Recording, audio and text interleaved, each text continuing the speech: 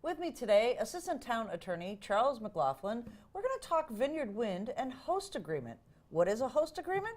Charlie's going to tell us.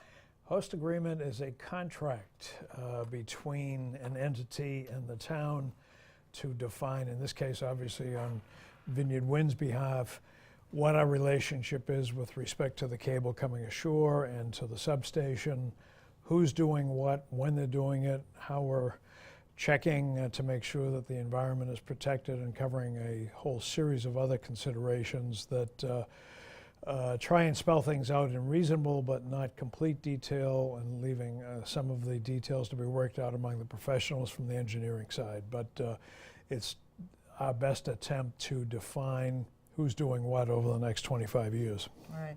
25 years, this is a long project. It's not like it's going to, start next week and end a year from now. Correct. There's a lot of things, a lot of moving parts in this. Vineyard Wind has been granted a lot of their special permitting from the federal government, so a lot of their, pieces of the puzzle are in place.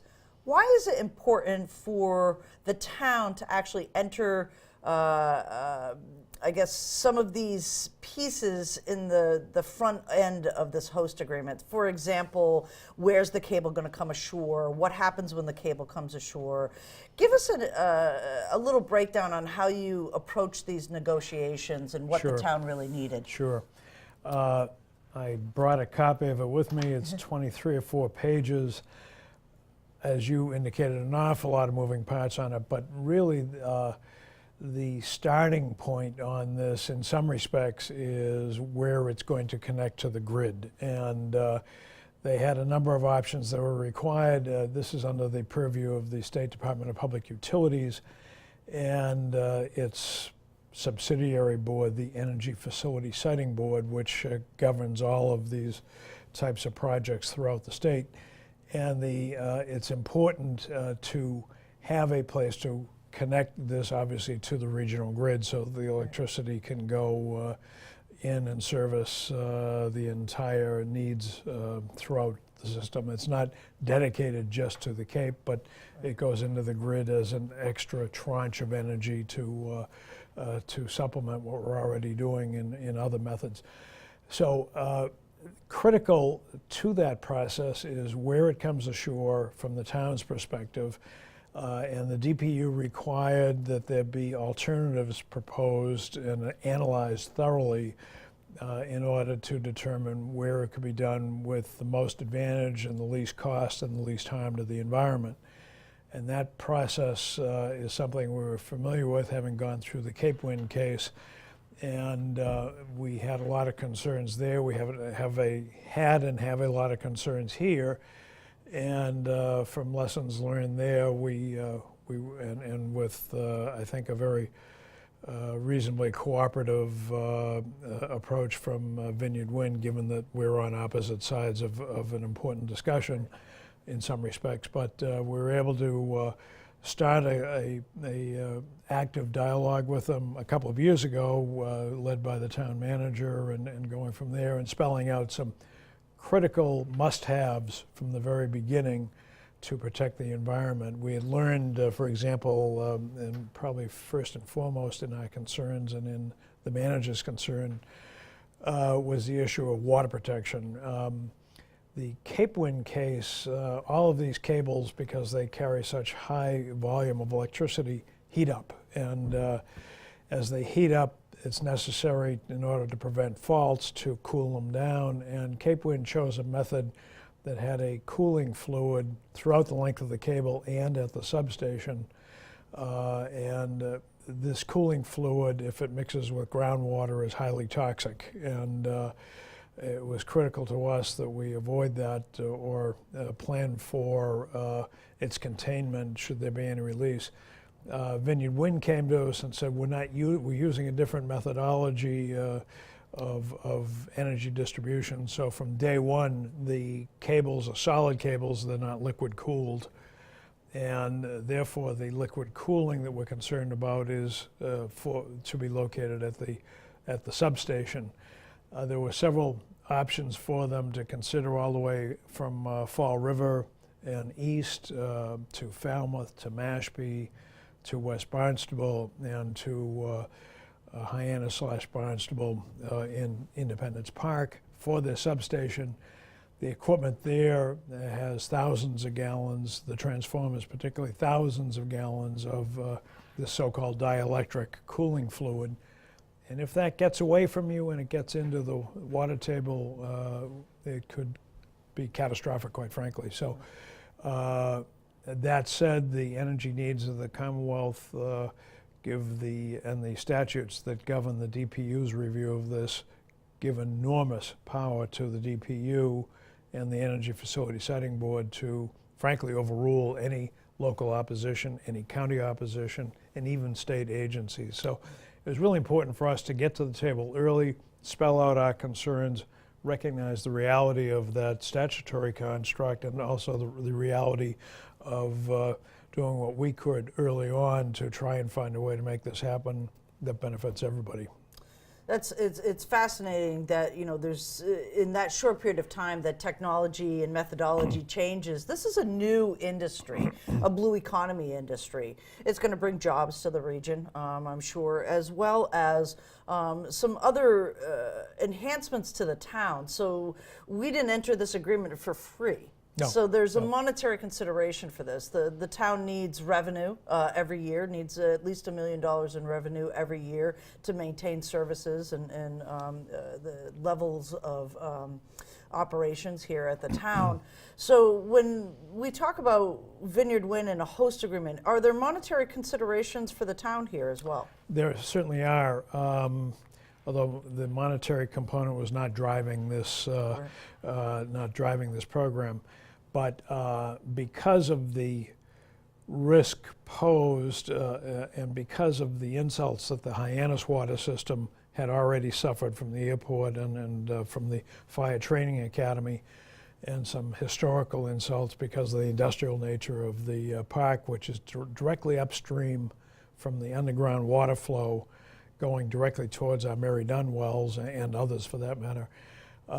We thought it was really important, if we could, to find some way for taking on that risk and not opposing this project to be compensated in a fashion that would allow the mitigation monies, if you will, perhaps to be devoted in the council's discretion to a fund that would help us address our current and future water needs. And we achieved that in two ways. One was through specifically earmarked and segregated mitigation funds at the rate of, if the project went, the first component of the project went to a new substation to be built in Independence Park, and all of the approvals fell in place such that the thing was going to be constructed, we'd receive $16 million over the life of the contract. If Vineyard Wind chooses either from an expansion of the current state procurement for green energy that they won the first round on to win a second round, which is coming out this summer sometime, they would want to bring their project in to Town of Barnstable again, but because the capacity at Independence Park would then be full, they wanted to bring it up to the Oak Street substation.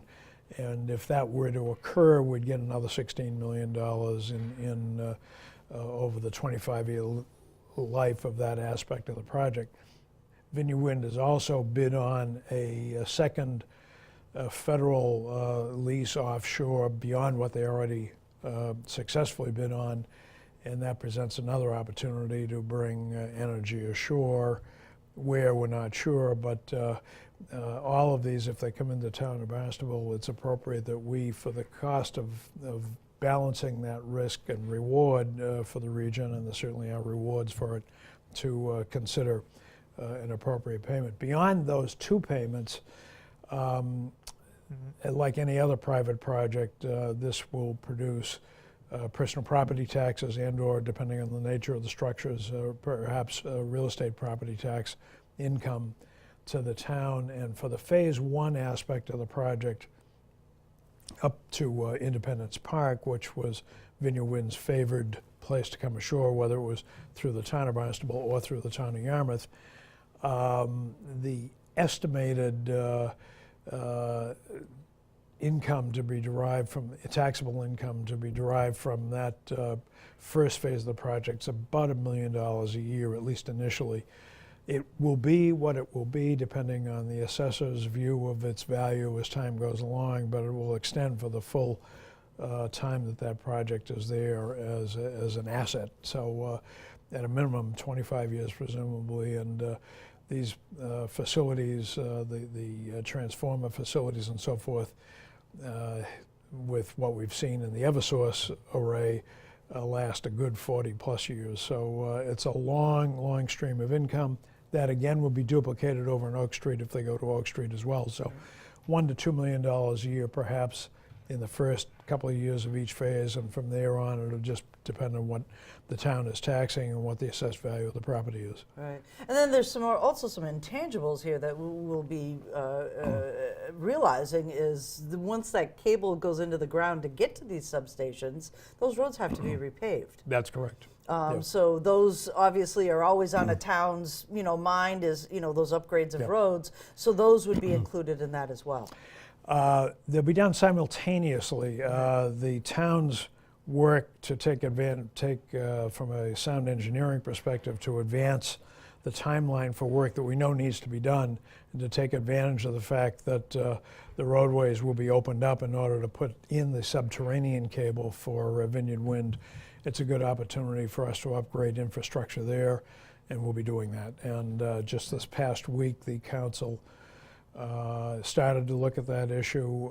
Actually, they started to look at a couple of issues related here. One is the cost of some preliminary engineering to see what opportunities there are to move in parallel while that road is torn apart.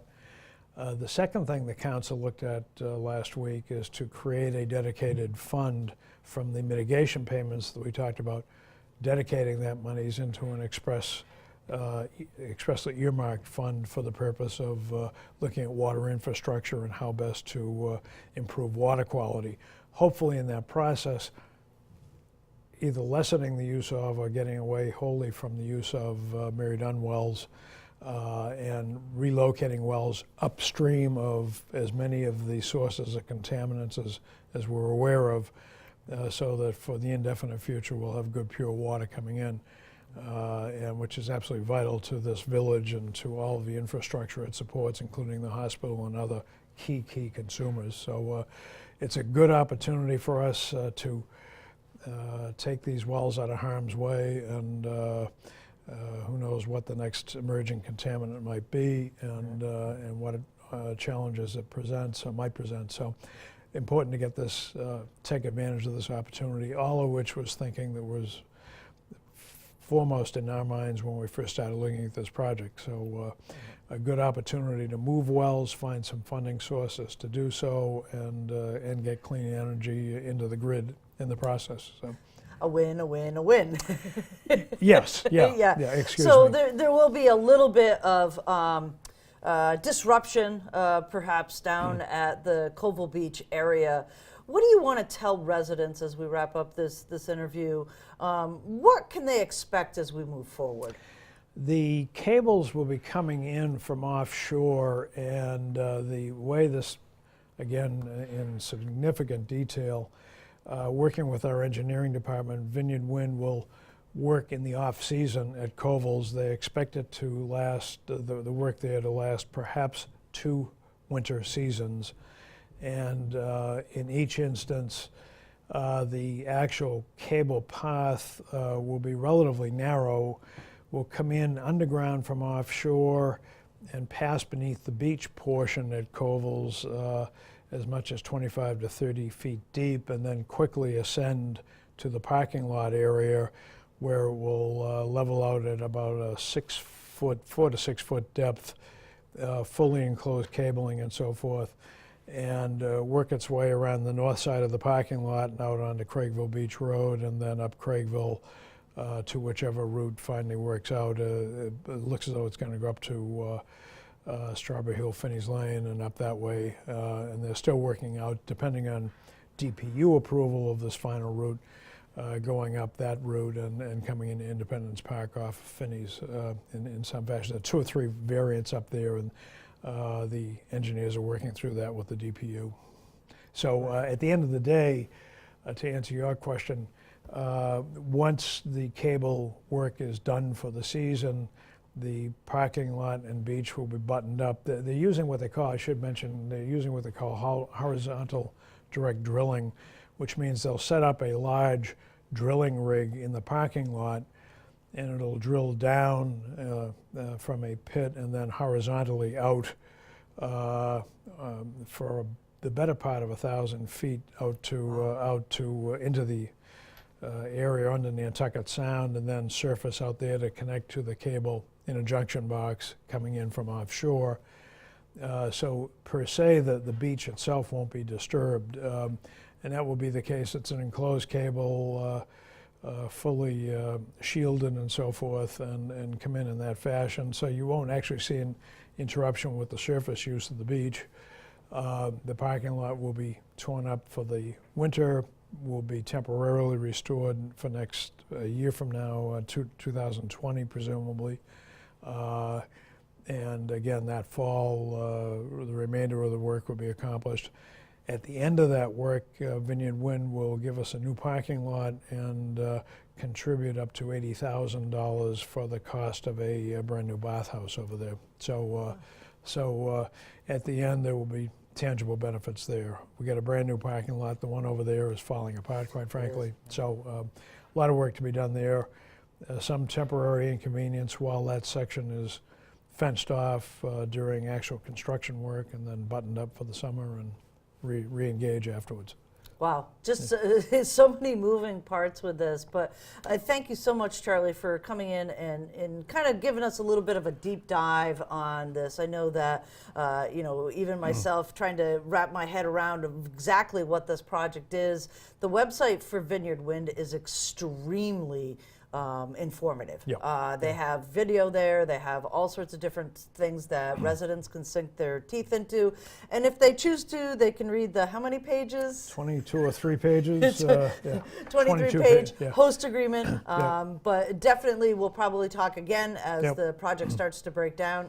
But thanks again for kind of getting us in this process of happy to help. It's happening. Yeah, we're happy to help, happy to play a small part in it. We are available if people have questions. Probably I'm the fellow to make the initial call to on many of these issues, and I can send them in the right direction and explain anything on the host community agreement. So, excellent. Paula, thank you so much. Great to see you. Thank you. Happy You New too. Year. You Good too. to see you. Thank you.